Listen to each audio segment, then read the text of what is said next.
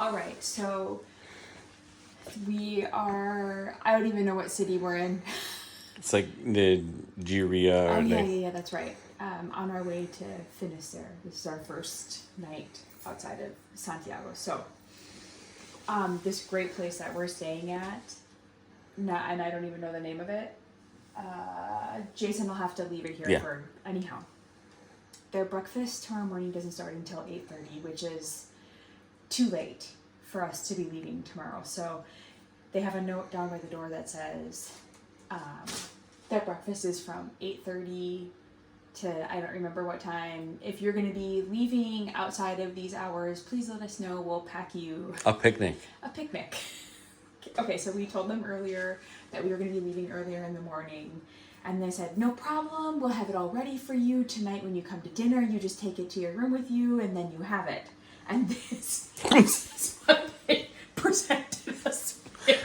It's a 20-pound tray of food. It is. So we have orange juice. We're not going to hike with the glass bottles. We'll drink our orange juice here before we leave in the morning. The water's nice. We have orange juice. We have yogurt, marmalade. Is this honey? Yeah. Whatever, doesn't matter. Butter. There's butter. I think this is bread. Well, that's bread right there. That might be a croissant. I don't know if those are croissants. I'm not going to open it up. Yeah. Look at the meat and the cheese. Fruit, waters. This place is remarkable. I mean, we haven't gotten... It's just interesting. Yeah. It's very cultural, right? Like, as Americans, like, this is not a normal breakfast for us, but I'm grateful to have this kind of food. Yeah. Because sometimes it's hard to get out there and be walking, and you're walking on an empty stomach. Yeah, not tomorrow. So, yeah, it just is really funny to get all of this food. It's crazy. It's a lot, so... Buen Camino.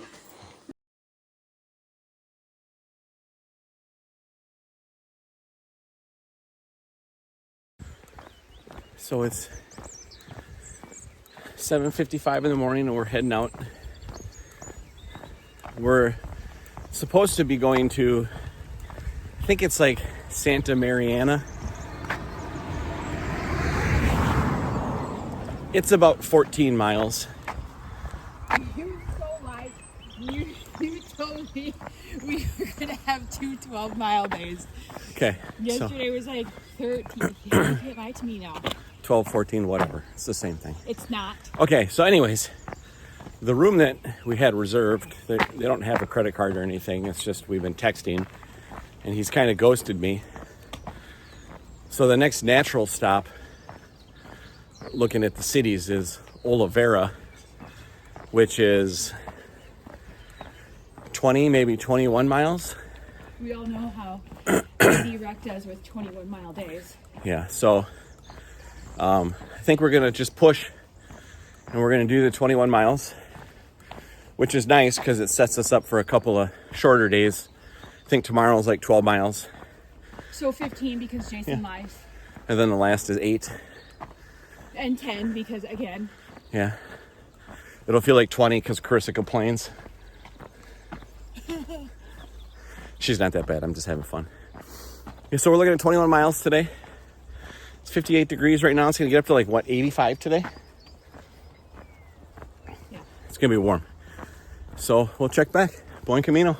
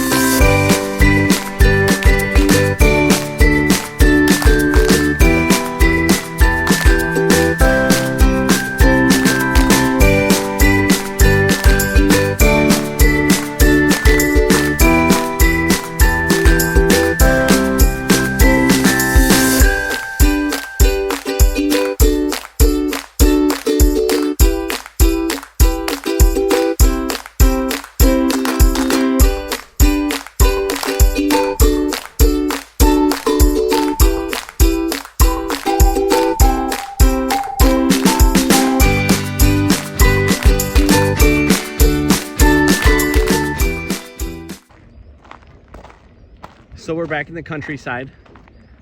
And as much as I love the forest, this has been a nice change of scenery, you know. You can look out for miles and like you can see pilgrims a mile up. It's been a nice change. I mean, we have been in the sun all day, but yeah, it's been real nice. I'm gonna go on a little bit of a pilgrim rant here. So if you're easily offended, go ahead and hit your mute button. And you're a cyclist, then don't Yeah. listen. I gotta tell you, I've had it out to about here. My hand's over my head. I've had it about up to here with the entitled cyclists. We just got... I wish we would have gotten this on video. I wish I would have got this on video. We just got almost run off the road by cyclists four wide. They didn't even, it's like we didn't even exist. We were walking single file way off to the right side of the road. Yep, so we were walking, Minding yep. our own business. Literally, this guy about ran me right off the side of the road. Like, literally. I'm not sure he at all appreciated what I said to him. But you made the right decision by continuing to ride on. Because like I said, 550 miles I've had it up to here with the cyclists. So if you're a cycle pilgrim in the future, we share the way. Yeah, The way is not yours, it is ours. it's everyone's. So offer the courtesy you expect in return. Rant over.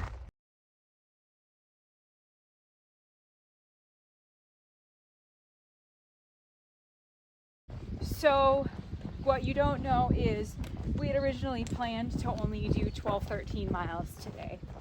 Well, some things just don't work out. And now we're going, I don't know, 20 or 21 miles. So Let's say 21. we just took a break and had some lunch. Let me back up. We were just cruising along. Finally, we snuck up on another pilgrim, and wouldn't you know, it was somebody who we had seen probably 5 or 6 days ago, 5 days ago. Let's call him Bill. Let's call him Bill to protect his identity. Yes. Bill was moving pretty slow. We'll let this car pass, but Bill was moving real slow, and so when we caught up to him, he started chatting us up, and I was like, wait a minute, we saw you before. He's like, oh yeah, that's right. And when we saw him like 5-6 days ago, it was one of those days when it was raining, and I remember him. He's a big dude, like very tall, and he had a giant blue poncho on, and he was cooking that day, man, like just racing so fast.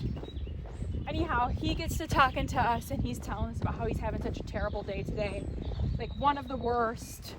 He's been out here 37 days. He said Been out today was here- the worst. Yeah, out here 37 days. Today's the worst day he's had. He's been out here walking with a girl that he met, I think, on the second day of his Camino, an Italian girl. I don't remember her name. But he told her that he wanted to get up and get going early today, and that he wanted to walk alone, and he was regretting that decision because he was having such a hard time today. So we stopped together to have lunch, and he was gonna stay there and wait for his friend to catch up with him. But so really what I share that with you because it just, like, the Camino is just so interesting. You know, here we are running into him again. But we get to the little cafe, and this has been going on since, I feel like I've mentioned this before, but maybe I haven't. This entire journey, about every couple of days, all of a sudden, Jason will come to me and he'll frantically say, "Do you have the passports? Where are the passports?" And I'll just look at him and be like, "No, I don't." You know, the first 2 weeks I was like, "Oh my gosh, no, I don't have the passports. Oh, where are they?" You know, like panicking with him. But now that we've been through this so many times, I'm just like, no, I don't. Because if I did, nobody would be panicking, wondering where our things are. So, true to Jason Rack form, we get to the cafe. I'm inside looking at the menu. Bill is standing next to me looking at the menu. Here comes Jason, rip-roaring into the cafe. Babe, do you have my wallet? No, I don't. So now it's like, and I'm just like, you know, he's kind of freaking out, and I'm just like, okay, like, calm down. I'm like, when was the last time you had it? Well, I took it out this morning. I bought the coffees. I had it out this morning. I bought to buy the coffees. And I'm thinking to myself, I know you didn't leave it on the counter because I was standing there. And then I'm thinking to myself, no, you didn't. Like, you didn't have your wallet. All I'm thinking the whole time is his wallet is somewhere in his bag. I know it is. Because first of all, he's not going to leave his wallet behind somewhere. He's just not. It's been 30 some days. He's far more responsible than that. Oh my gosh, you guys. So I'm just, you know, kind of like trying to talk him off the ledge. Like, babe, your wallet's around here somewhere. So I'm like going through his bag. It's not in his hip belt. It's not in his hip belt.